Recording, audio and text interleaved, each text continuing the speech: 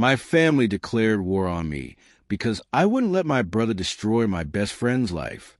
The sentence echoed in my mind, a perfect, damning summary of the utter insanity that had become my reality. It was a truth so stark and ridiculous that if I hadn't lived it, I would have never believed it. For nearly 3 decades, I, Alex, now 27, had existed in the long, cold shadow cast by my older brother, Liam, 32. He was a golden child, the prodigal son who never actually had to leave or accomplish anything to receive his fatted calf, delivered daily to him in my parents' basement. I was the afterthought, the reliable one, the easy child whose achievements were met with quiet nod, while Liam's every minor win was celebrated as a grand triumph. This final conflict, however, wasn't just another skirmish in our lifelong Cold War. It was a nuclear option, and I was the one who finally pressed the button. It all ignited a month ago at what should have been one of the happiest days of my life, my engagement party. The air in the elegant, softly lit event space was thick with the scent of flowers and the warm, joyous hum of 2 families merging. I was standing beside my fiancée, Sophia, her hand tucked securely in mine, feeling a wave of profound gratitude and love. She was my rock, my future, the person who made me believe in a partnership built on equality and respect. Across the room, I saw her younger sister, Isabella, a whirlwind of energy and intelligence at 22. She was animatedly discussing her latest architecture project with a group of our friends, her hands sketching shapes in the air, her face alight with passion. And then I saw the blight on the landscape. My brother Liam had attached himself to her side like a stubborn barnacle. I watched the entire, painful interaction from a distance. I saw Isabella's polite, tight-lipped smile as Liam monologued, undoubtedly about one of his grand, non-existent business plans or his prowess in some virtual world. I saw her subtle attempts to disengage, a glance towards the buffet, a step back, a nod that was a little too rapid. But Liam, armed with the unshakable confidence of a man who has never been told no by his primary enablers, was oblivious. He saw a beautiful young woman, and, in his mind, she was already a prize he was owed, simply for expressing interest. A week later, the summons came in the form of an obligatory Sunday dinner at my parents' house. The atmosphere was always thick with unspoken comparisons. The meal was a silent testament to Liam's status. His favorite dishes were prominently featured, and the conversation revolved around his latest project, a vague, ill-defined notion about starting a podcast on financial freedom, a subject he knew nothing about, having blown through a substantial trust fund. After dinner, he cornered me in the kitchen, away from the others. "You need to set me up with Isabella," he declared, his tone leaving no room for argument. It was a command, issued from his self-appointed throne. I placed my half-finished glass of water on the granite countertop, with a deliberate calm I did not feel. The condensation ring it left behind felt like a symbol of the stain this conversation was leaving on my evening. "No, Liam," I said, my voice even, "I won't be doing that." His face, usually arranged in a mask of smug assurance, contorted with genuine shock. My refusal was an anomaly in his universe, a glitch in the matrix. "Why the hell not?" he demanded, his voice rising. I took a slow breath, organizing the arsenal of reasons in my head. First, the life stage chasm. Isabella was on the cusp of everything: graduation, a career, building her own identity. Liam was a 32-year-old monument to arrested development, living in our parents' basement. His only tangible asset, a high-end gaming PC. Second, and more crucially, their characters were polar opposites. Isabella was kind, ambitious, and emotionally astute. Liam was a black hole of need, a chronic underachiever, whose resume was a graveyard of opportunities handed him by my father, jobs at his friends' firms that ended in dismissal for chronic lateness or insubordination. There was the ill-fated food truck venture that never secured a license, the cryptocurrency genius phase that evaporated his savings, and his current perpetual state of planning. His online persona was a toxic swamp of misogynistic rhetoric and bitter grievances. The idea of guiding Isabella towards that emotional landfill was abhorrent. "I'm not a matchmaking service, Liam," I said, keeping my voice low. "She's not looking for a relationship right now. She's focused on her finals and launching her career." He let out a short, derisive laugh. "You're full of it. This is about you. You think you're too good for me now, don't you? Just because you landed some cushy job and a pretty fiancée. You think your shit doesn't stink." The accusation was so predictable, so hollow, and yet it still managed to hook into that old, tender part of me that craved my parents' validation. My cushy job as a project manager was a result of sleepless nights, unpaid internships, and a mountain of student debt I was still diligently paying off. My relationship with Sophia was my sanctuary. To him, it was just another asset to be jealous of. "I think Isabella deserves better than a man who refers to women as femoids on anonymous forums," I stated, my voice cold and sharp. "I think she's too good for you, and I'm not going to facilitate your delusion." The explosion was volcanic. He slammed his palm down on the counter, making the glasses rattle. "You arrogant bastard. You've always looked down on me. You think your life is so perfect? You were just lucky. You caught a few lucky breaks." Lucky. The word tore out of me, a decade of repressed frustration giving it force. You had every door held open for you, Liam, every single one. Mom and Dad bought you a BMW for your high school graduation. I took the bus to my community college classes. They financed your every failed venture. I had to claw my way up from the bottom. Your problem isn't bad luck. It's a fundamental lack of character and a work ethic that would embarrass a hibernating bear. Our voices, raised and sharp with venom, sliced through the placid facade of the Sunday dinner. My parents rushed into the kitchen, their faces a pantomime of concern that was reserved exclusively for Liam. My mother's eyes immediately found me, her expression hardening into one profound disappointment. "Alex, what in the world is going on in here? Why are you screaming at your brother?" she demanded, her voice a whip crack. Liam instantly morphed into the wounded fawn. "He refuses to set me up with Sophia's sister," he whined, his lower lip jutting out in a pathetic caricature of hurt. "He said I'm a loser and not good enough for her." My father stepped forward, his posture inflating with paternal authority. "Is that true, son?" he asked, though his tone suggested the verdict was already in. "Your brother is in a transitional period. He's vulnerable. The least you could do is show some family loyalty and help him find a little happiness. If he has developed feelings for this girl, it is your duty, your responsibility as his brother, to facilitate an introduction."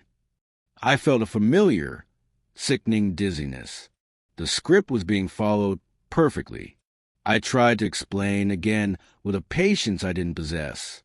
I mentioned the age gap, Isabella's ambitions, my role as a future brother-in-law meant to protect, not to pimp. My mother shook her head slowly, a gesture of supreme disdain. "That is so shallow, Alex. To judge your own flesh and blood so harshly. Liam was right about you. You have become arrogant. You think your modest success makes you superior to this family. You're ashamed of us." The words, "ashamed of us," were a masterstroke of manipulation. They were designed to trigger a lifetime of conditioning. For a heart-stopping moment, it worked. A wave of guilt washed over me. Was I being a classist snob? Was I denying my brother a chance at a happiness that could turn his life around? But then I looked at Liam, standing behind our father, a flicker of smug triumph in his eyes. He knew he had won. He always won. The clarity that followed was like a bucket of ice water. I saw the entire, pathetic cycle laid bare before me. His demand, my refusal, their intervention, my eventual weary capitulation. I saw the next 20 years stretching out, a wasteland of similar demands and manipulations. I saw it affecting my marriage, my future children. The chain had to be broken. There's nothing more to say, I said, my voice flat and final. This conversation is over. I didn't wait for a response. I walked out of the kitchen, through the living room, and out the front door. The sound of it closing behind me felt more significant than any slam could have. I got into my car and drove away, the silence in the vehicle a stark contrast to the toxic noise I was leaving behind. The finality of it was terrifying, but beneath the fear, a small, stubborn flame of liberation began to flicker. The digital siege began within the hour. My phone buzzed incessantly on the passenger seat. Text messages from my mother. I am so disappointed in you. How can you be so cruel to your own flesh and blood? Family is supposed to support each other, not tear each other down. Your brother is heartbroken. I read them at a red light, feeling the old hooks of obligation and guilt trying to find their purchase. Then I thought of Sophia. I thought of the life we were building, a life based on truth, not on emotional blackmail. I pulled over, opened my settings, and one by one, I blocked them. Liam, my mother, my father. The silence that followed was deafening, and for the first time in my life, it was peaceful. For a few days, I lived in a strange limbo. Their words were ghosts in my mind, haunting me, making me question my own perception. Was I the villain? Had I overreacted? The conditioning was a powerful drug. I finally unburdened myself to Sophia. I had been protecting her, keeping the ugliness of my family at a distance, knowing her well-founded aversion to Liam's entitled and creepy vibe. I laid it all out at our kitchen table. The demand, the fight, the accusations, the texts. To my astonishment, she didn't look angry or upset. A short, incredulous laugh escaped her lips. You should just set it up, she said, a mischievous, almost wicked glint in her eye. Seriously, you should have given Isabella his number and let nature take its course. She would have dissected him with the precision of a surgeon and left his ego in a biohazard bag on the curb. It would have been the most humbling 5 minutes of his entire life. I couldn't help but laugh, the sound strange and freeing in my throat. She was absolutely right. Isabella was fiercely independent, razor-sharp, and possessed a baloney detector that was second to none. The mental image of my brother, preening and posturing, only to be verbally eviscerated by a woman a decade his junior, was profoundly satisfying. For a brief, deliciously petty moment, we fantasized about it. We plotted the entire scenario, imagining precise, cutting remark Isabella would use to dismantle him. But the fantasy faded quickly. We can't, though, Sophia said, her smile softening. It's wrong to use her as a weapon, even against someone like Liam. She doesn't deserve to be subjected to that. Even for a second, she was right, of course. The momentary pleasure wasn't worth compromising Isabella's peace. Talking it through with Sophia, hearing her unwavering support, and seeing the situation through her clear, rational eyes, solidified everything. The guilt I felt wasn't for protecting Isabella. It was the phantom pain of a severed chain. I was 27 years old. I was successful in my own right. I was about to marry an incredible woman. I was not going to spend the rest of my life as a bit player in the tragic comedy of Liam's existence. The cycle ended now. A week after the initial confrontation, my resolve was hardened steel. They were staying blocked. I was done with the drama, the manipulation, the emotional toll. I was building a new family, one that wouldn't require me to set myself on fire to keep someone else warm. Then, on a perfectly ordinary Tuesday evening, the doorbell rang. Sophia and I were in the middle of our nightly ritual. Cooking dinner together, Music playing softly in the background, a scene of domestic bliss that was about to be violently interrupted. A cold dread settled in my stomach. I knew who it was before I even looked through the peephole. My parents stood on my welcome mat, their faces set in identical expressions of righteous indignation, their postures rigid. I did not open the door.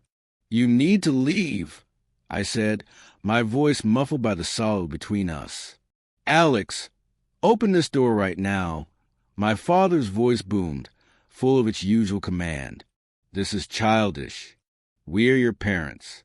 We are going to sit down and have a civil conversation about this like adults. There is nothing to discuss. Please just leave us alone."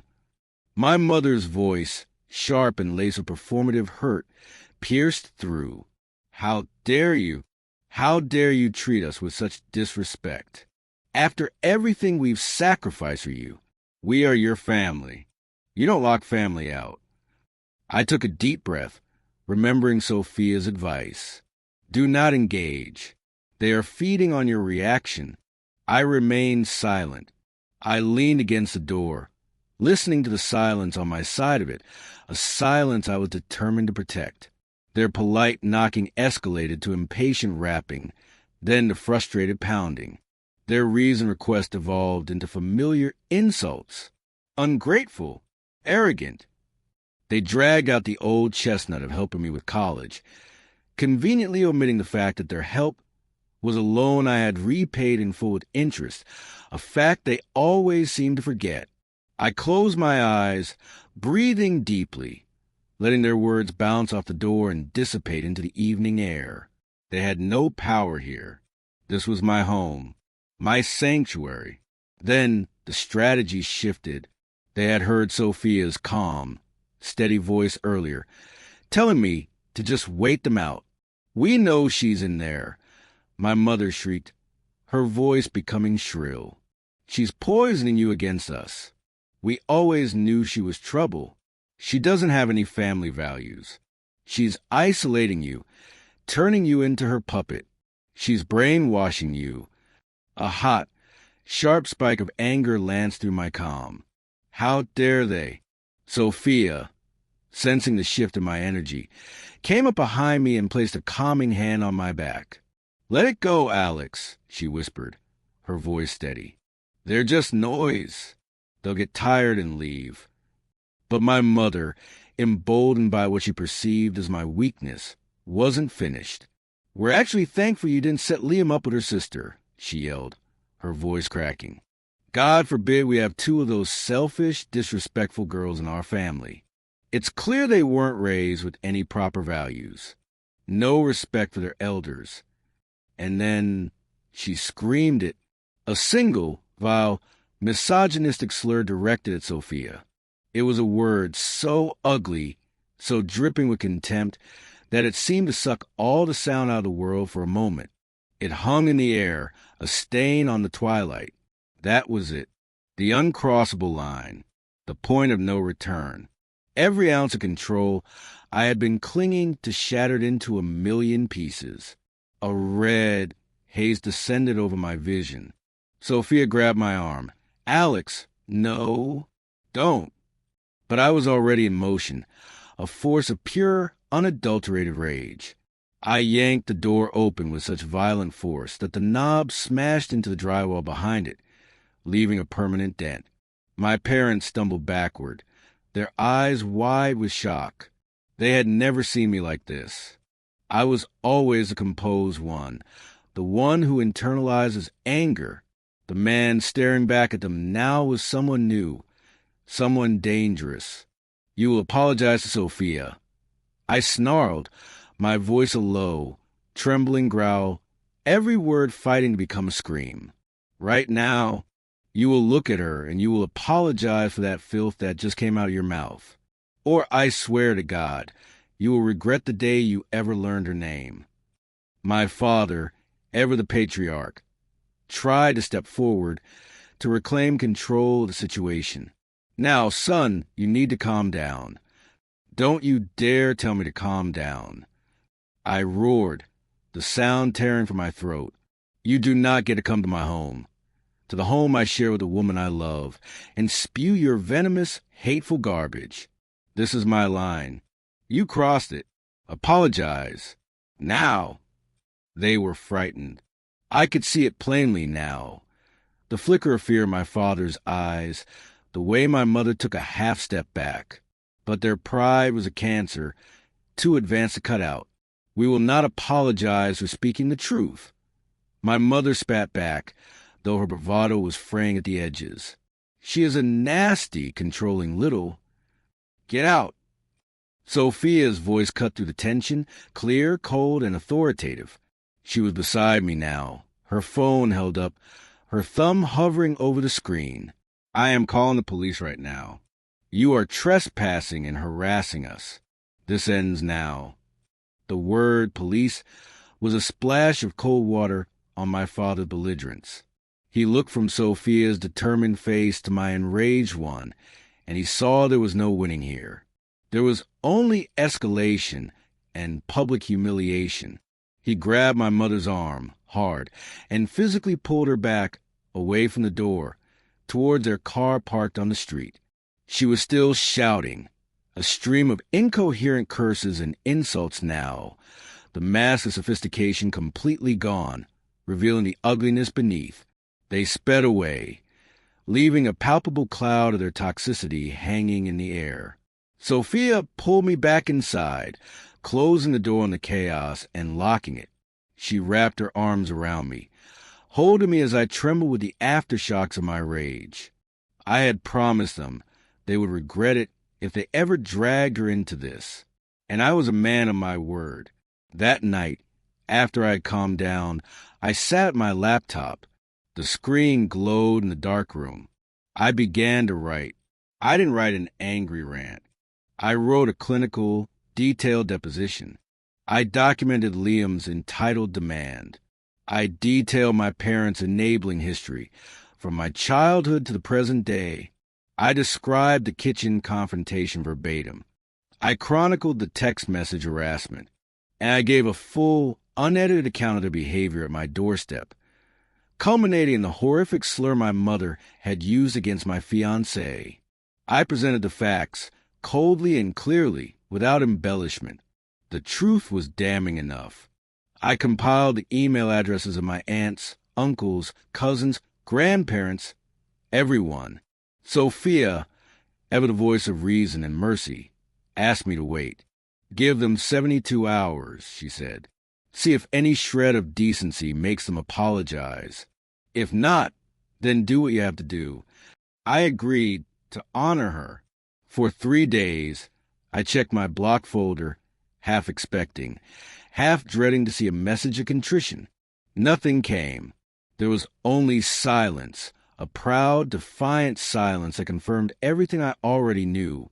On the morning of the 4th day, with a sense of grim finality, I pressed send. The fallout was immediate and absolute. My phone became a live wire, buzzing incessantly with notifications. Text messages, WhatsApp alerts, messenger pings. A symphony of shock and support. My extended family was horrified. They were appalled by my parents' behavior. And for many of them, it was the final piece of the puzzle they had been slowly assembling for years. The facade of the perfect, sophisticated family. The one that hosted elegant holiday parties and boasted about their sons, well, one son at least, crumbled to dust in the time it took for them to read that email. My parents, in a desperate, flailing attempt at damage control, tried to fight back. They contacted relatives, claiming I was a liar, that I was an emotionally unstable attention seeker trying to destroy the family name out of jealousy. But it was too late. The evidence was in a unanimous, outraged support that flooded in for Sophia and me. Their lies only made them look more pathetic. They were socially ostracized. The invitations to family gatherings dried up. The phone stopped ringing for them. Their reputation, the meticulously crafted image they valued above all else, above their relationship with me, above basic human decency, was in irrevocable tatters. In the weeks that followed, A profound and healing peace settled over our home. The air felt cleaner, lighter. Sophia and I dove into wedding planning with a joy that was no longer tinged with the anxiety of my family's potential drama. We told Isabella the whole sordid tale, and she responded with the same incredulous laughter as her sister. "Oh my God," she'd said. "He gave me such creepy, possessive vibes at the party." I was trying to be polite, but I felt like I needed a shower after talking to him. "You did the right thing, Alex, 1,000%. The final, silent victory came when we sent out the wedding invitations. The list was full of love and support. My parents' names were not on it. There was no last-minute drama, no desperate pleading. The bridge was not just burned. It had been dismantled, the foundations dug up, and the land salted so nothing could ever grow there again. I had finally, unequivocally, chosen my own family, the one I was making with Sophia, a family built on the unshakable foundations of love, respect, and mutual support. The war they declared was over. I had won by refusing to fight on their battlefield anymore, and by building a new, peaceful kingdom of my own,